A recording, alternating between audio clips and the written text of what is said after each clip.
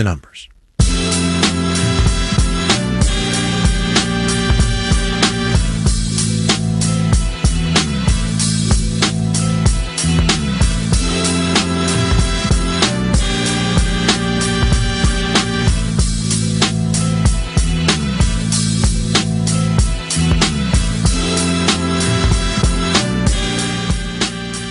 Think about inflation for a second, would you? Not how you feel about it. Ain't nobody likes it. Where, though, do you think it's going to be a year from now? By way of reminder, the Consumer Price Index in November was 3.1%. All right, you got your number? According to the New York Fed's survey of consumer expectations out this morning, 3% is what the wisdom of the crowds says for inflation 12 months from now. That is, yes, still well above the Fed's inflation target of 2%, as you know, but it's also the lowest it's been in 3 years. Marketplace's Stephanie Hughes has that and some other details. The economy in the past few years has reminded St. Olaf College economics professor Allison Lidke of what it's like to get up over and over and over in the night with a newborn baby. It will never be daytime again. Like there would be high inflation forever. And then you finally get up at 4:45 and you're like, oh, dawn. That's what I think the consumers were feeling like. And now Lidke says this report from the New York Fed is akin to consumers seeing the sun. People are finally starting to think hey, maybe this will be all right. Maybe we will bring down inflation and not have enormous unemployment. One reason consumers feel good, says Middlebury College economics professor Christina Sargent, is that currently they aren't dealing with huge price swings for necessities, including gas and eggs. Those costs that they face sort of every day in their lives, they're not seeing them go up and up and up and up anymore. Still, the fact that consumers expect prices to be 3% higher a year from now could actually create a kind of self-fulfilling prophecy, says Veronique Derougy, an economist with George Mason. If you're a consumer, right, and you think there will be inflation tomorrow, what you do is you buy the stuff today rather than buy it tomorrow at a higher price. And when most people do this, it tends to push price upward. And Derougy points out prices are already way higher than they were prior to the pandemic. So even though slower price growth would make consumers' lives easier, we're not getting back to where we were 3 years ago. To go back to economist Allison Lidke's analogy, even though every night with a newborn does eventually end, parents never really get as much sleep as they did before. I'm Stephanie Hughes for Marketplace.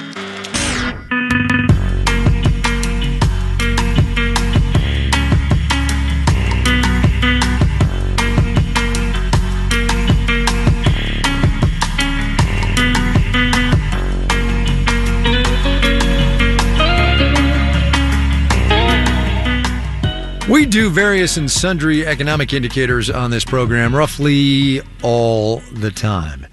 Here's one, though, that we've talked about rarely, if ever. The Manheim Used Vehicle Value Index, MUVVI, if you like, which does exactly what its name says. The most recent version out today says used vehicle prices went down 0.5% between November and December. Overall, used vehicle prices down 7% from 2022, almost 21% from 2021, which is great and all, but why am I mentioning it? I'm mentioning it because of how all those used cars got to all those used car dealer lots. Some of them came as trade-ins, yes, but there's about a 50% chance that they got there by way of a wholesale auction. More than 10 million used vehicles were sold at auction last year. And many of those auctions, like a lot of things since the pandemic, have now moved online. Marketplace's Henry Epp has that story. When Scott Polite was stocking his family's used car lot near Des Moines, Iowa back in the 90s, buying cars at auction meant rising really early. You get up at 3 o'clock in the morning, you get to the airport, hopefully your plane's on time. He'd fly all over the country, Buffalo, Orlando, Salt Lake City, where he and other used car dealers would get picked up by a shuttle. They would shuttle you to the auction. You can get there before and inspect the vehicles. All kinds of cars were there, from newer models coming off a lease to former rental cars to junkers. They ran through lanes, each with its own auctioneer, about one car a minute, so Polite and other dealers could touch, smell, and inspect them. They'd bid using subtle gestures. Wink an eye or nod your head or just raise your hand. All of this took place in a building that looked something like a huge auto shop with anywhere from 2 to 20 or more lanes. It's full of carbon monoxide fumes and very loud auctioneers. But there were benefits, too. For one, Polite could take advantage of regional price variations. His dealership sold a lot of Lincoln Town cars back then, and as he flew around to different auctions, he noticed something. The markets in Buffalo, New York, and Minneapolis, Minnesota had $4,000 more incentive on a new town car at that time than any other market did in the country. Which meant they were cheaper when they hit the auction block. So he'd make the trek to those cities, the snow often deterred some of his competition, buy town cars on the cheap, and sell them at a discount while still making a profit. But his trips didn't always work out like that. There were many times we'd go home without buying a vehicle, which meant the whole day was wasted. But even then, there was some value in showing up. If you're physically standing in the lane with hundreds of other dealers, there's a lot of conversations going on about the industry. Joe Wilson is the chief operating officer of CarMax, which sells directly to consumers and hosts wholesale auctions. And you kind of get a sense of what is the market? What are people selling really well? What are people not selling really well? Some of the auctions still essentially look and sound like this. But what's different now is that sound is being funneled through an online simulcast. The auctioneer was near Washington, D.C. at an event held by the company Manheim, which auctions off millions of cars every year. Leading up to 2020, about half of the vehicles at Manheim auctions were sold to dealers standing next to their lanes, like Scott Polite used to. But then, if we think back to COVID, there was a real turning point in our industry. Jennifer Heiser is a vice president of Manheim. She says all of the company's auctions moved online when the pandemic hit. CarMax did the same and never went back. But as restrictions loosened, Manheim let dealers into the auctions again. Some came back. You can see them pacing around in the video feed on the simulcast, but many didn't return. Now, Heiser says over 70% of Manheim vehicles are sold online. The dealers realize that they no longer have to spend the entire day, going and looking and bidding on cars. I was in Dallas today. I was in Central Florida today, and I was in Chicago today. Jesse Lohr owns a used EV dealership in New Hampshire. He says he tried an in-person auction once and didn't really like it. When he bids online, he can look at a car's history report and compare it to other vehicles on the market. So I have a lot more data and information at my fingertips when I'm sitting in my office shopping for cars on these digital platforms. But so does everyone else bidding online, and that's killed a lot of the regional price variations. So it's a lot harder to find a cheap Lincoln Town car in Buffalo. Though for Scott Polite's team in Iowa, that's not really a bad thing. Now our guys sign on. If things are too high, they sign off. They'll sign on to another auction, and they can still continue to work their current job. And they don't have to catch an early flight out of Des Moines. I'm Henry Epp for Marketplace.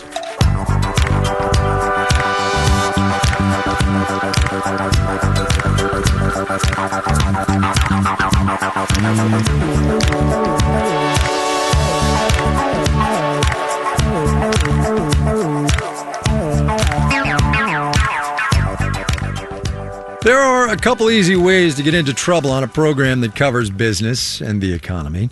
Assigning an item on the stock market based on moves early in the day, that can be a recipe for disaster by the closing bell. Oil prices are another one. Doesn't take too much to spook the crude market and torpedo a hard day's reporting. Also, gas. And yet, here we are. $3 a gallon has been something of a benchmark, a price to watch. The average today, says AAA, $3.07. But are we going down or are we going up? Marketplace's Kristen Schwab reports on the petrol outlook for 2024. It's pretty common to start the year with a lower number at the gas pump, says Devin Gladden at AAA. The early part of the year is typically where you see the floor for prices for the year. That's because the weather's colder, the days are shorter, and people are dealing with their holiday spending hangovers. What's unique this time around is that U.S. oil production has been hitting highs, which means generally we're expecting prices to be lower than they were last year. Prices in the South are already below $3 a gallon and could keep going down, says Tom Kloza, global head of energy analysis at Opus. There's going to be a lot of cocktail party talk about, well, I was able to buy for $2.19 or $2.29 or $2.40. some places we're going to see price points of $1.99. Not the most exciting small talk, but it's better than complaining about the weather. Bob McNally, president of Rapidan Energy Group, says a lot of what happens with oil prices starts not on the ground where crude is, but somewhere a bit more intellectual, in traders' minds. Prices and what traders will pay and expect for the prices depend a lot on perceptions of how the world is working. McNally says traders have largely shrugged off the Israel-Hamas war, but an expansion of the war could threaten that. If there were to be a materials supply interruption, oil prices would spike. Other events that could lead to price volatility are increasingly extreme weather patterns that could disrupt supply chains and more disagreements among OPEC Plus members that could affect supply. I'm Kristen Schwab for Marketplace.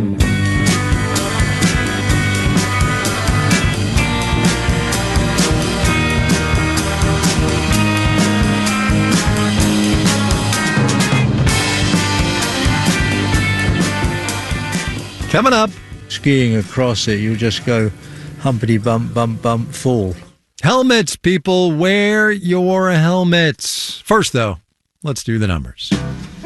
Dow Industrial was up 216 today, 0.6%, 37,683. The NASDAQ jumped 319 points. That's 2 2/10%, 14,843. The S&P 500, 66 points to the good, 1 4/10%. 47.63. Justin was talking to us about the state of lending in this economy. More insight later this week when big banks post earning reports. For today, JP Morgan Chase lost 0.1%. Wells Fargo flat. Citibank dropped about 0.6%. Investors are ditching Boeing today after the alarming malfunction of one of its 737 MAX 9 planes. You've heard about that, as I said. Boeing shares plummeted 8%. Spirit Aerosystems, which manufactures the fuselage that failed on the 737, sank 11.1% today. You're listening to Marketplace.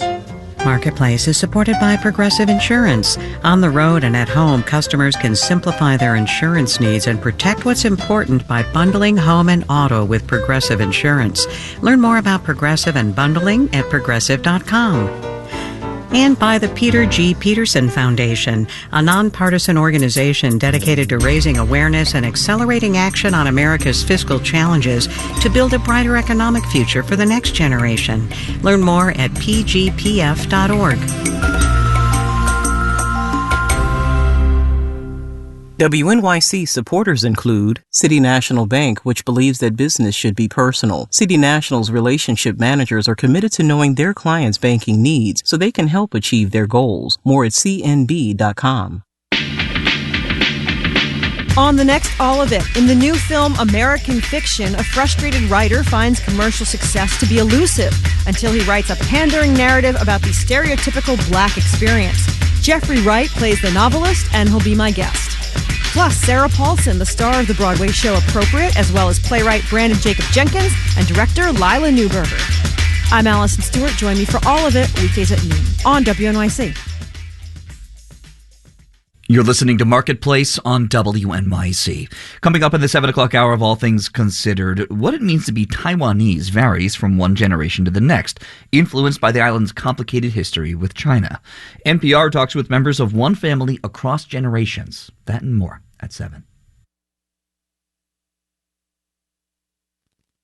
This is Marketplace. I'm Kai Rizdal. The federal government, the Department of Housing and Urban Development specifically, released its annual homelessness point-in-time survey a couple of weeks ago, the closest thing to an actual count of people living in shelters or temporary housing or completely unsheltered that we've got. A little bit more than 650,000 people last year, a record since the count began more than 15 years ago, and a 12% increase from 2022.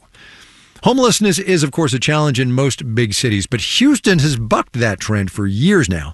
Since 2012, it's moved something like 30,000 people living on the streets into permanent housing. It's been able to do that because there's been a relatively low cost of living and plenty of cheap apartments. But the city is becoming less affordable, and some federal funding for homelessness is drying up. Marketplace's Elizabeth Trovall has the story.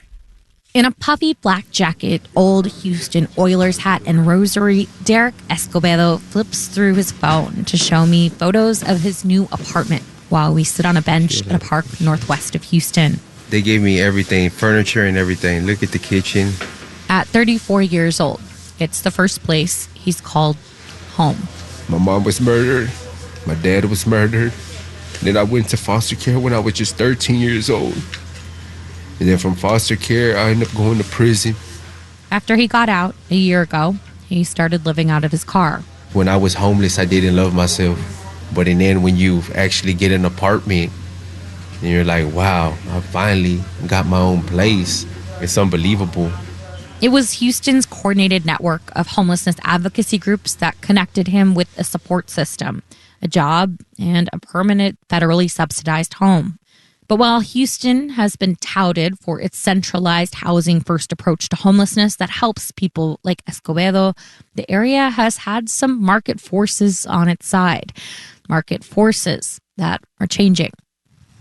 I meet up with Houston area landlord Jamil Hassan outside one of his properties in a historically black neighborhood near Texas Southern University. This building was an original building built in 1930s. Hassan coordinates with Houston's Coalition for the Homeless to provide apartment units for their clients. Federal housing vouchers are used to pay rent, so Hassan has to charge what the government says is fair. Sometimes we don't agree with that, but that's a balance that every landlord have to see what's their bottom line. Some of the apartment I used to rent for $1,500. Fair market rent says $1,325. I have to go with $1,325. He's balancing that fair market rent with increased property taxes, insurance rates, and utility costs. So when you see the rent increase is 30%, we always like to blame the landlord, but if the thing's gone up by 40%, they have to make it up. Only thing is passing the cost to the tenant, and that's where we are seeing the squeeze. For now, he says, it's still worth it to work with the unhoused population. But he's just one landlord. Ashley Young with the Coalition for the Homeless works with landlords across Houston to find available housing units. She worries about the expiration of COVID-19 related funds that were used to set aside apartments for people experiencing homelessness. If they're holding the units off the market, we were able to offer what's called some landlord incentive fees. It can offset those initial move-in costs and stuff. That funding goes away this year, all while a bigger concern is looming. Being priced out. There are signs that housing is becoming less accessible in Houston. The Rice University study found that median rent between 2015 and 2021 increased about 30% and outpaced income growth in the Houston area. And recent eviction filings are roughly 40% more than the pre-pandemic average per Princeton University's eviction lab. Even though we do have like programs and people at the coalition who help with increase of income or getting people to connected to jobs, it may not be enough for people to stay self-sufficient when their housing vouchers run out. And as the cost of living increases, the staff who run these homelessness programs are also feeling the pinch themselves. Mike Nichols is the outgoing CEO of the Coalition for the Homeless. Care providers have not, overall, from what I read, they have not kept up economically with inflation. We continue to have way too much turnover for case managers. In many ways, Houston area homelessness advocates are trying to do more with less. In Houston, I'm Elizabeth Trovall for Marketplace.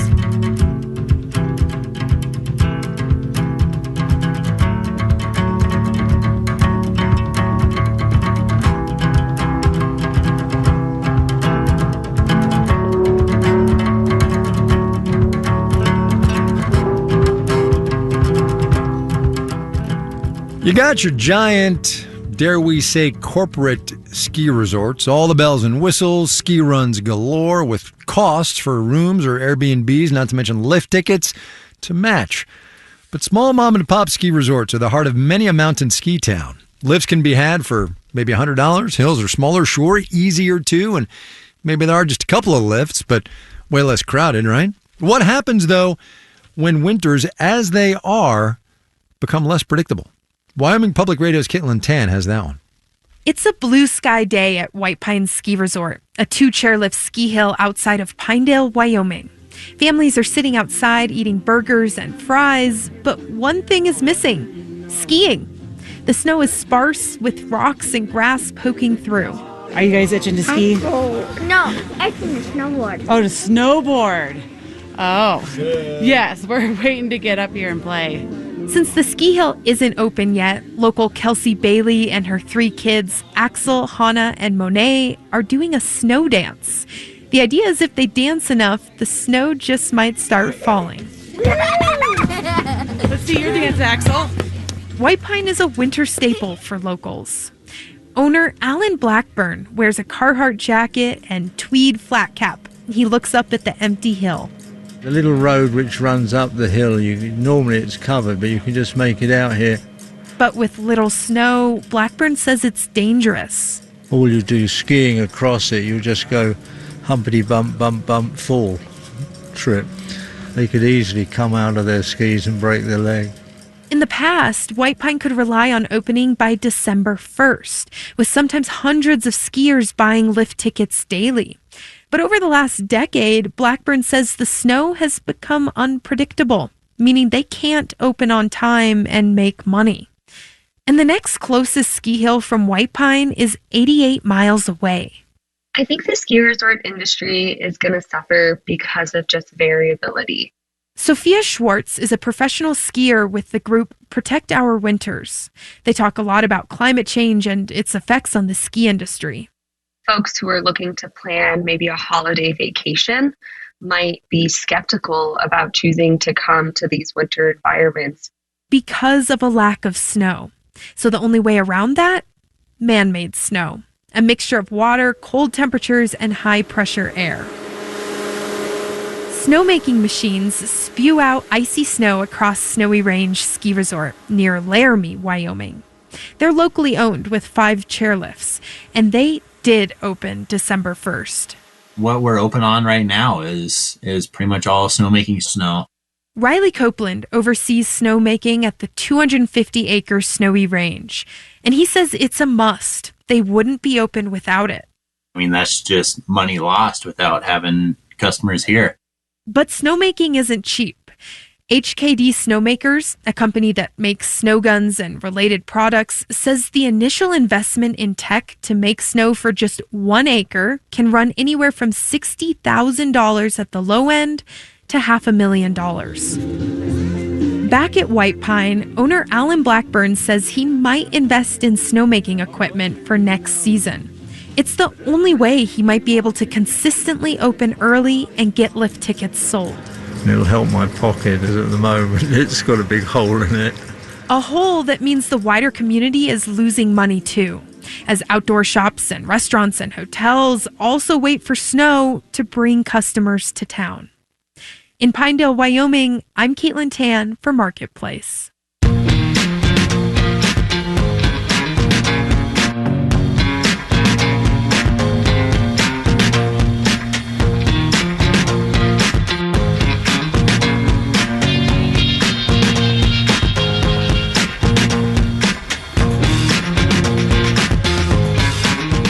Marketplace is supported by JLL. For 240 years, JLL has been committed to offering trusted and innovative solutions in leasing, management, investment strategies, and technology. JLL.com. See a brighter way. And by Ripple. With major disasters comes swarming media attention. But what happens to those affected when the world moves on? Ripple, a new investigative podcast launching in January.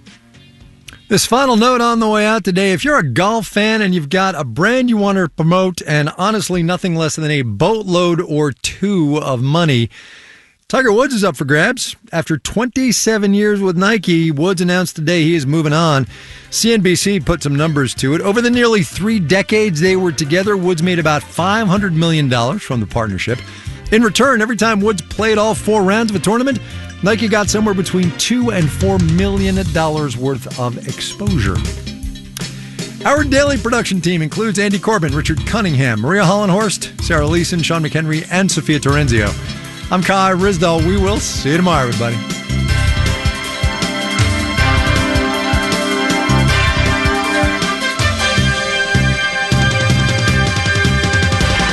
This is APM.